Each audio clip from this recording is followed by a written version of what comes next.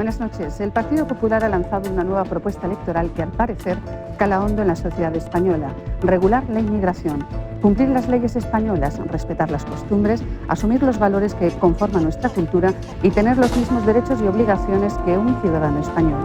Y esto, parece ser, ha crispado al gobierno socialista, que ha reaccionado de forma sorprendente.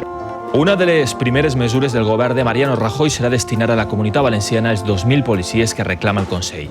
Ho ha confirmat el secretari general del Partit Popular, Ángel Acebes, en la Junta Executiva Regional que s'ha celebrat al Gira. Francesc Camps també ha afirmat que, amb un govern popular, seran ateses totes les reivindicacions dels valencians.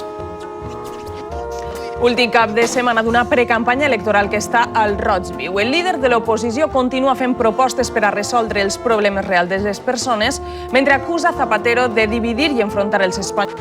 I el president del govern, disposat a crear tensió i a dramatitzar, segons va confessar en televisió, ha participat avui en un míting a l'Hospitalet de Llobregat. Ara parlem de les dones treballadores que podran deduir 1.000 euros de la seva declaració de la renda. És un dels compromisos del Partit Popular. Esa es la tónica de la campaña electoral.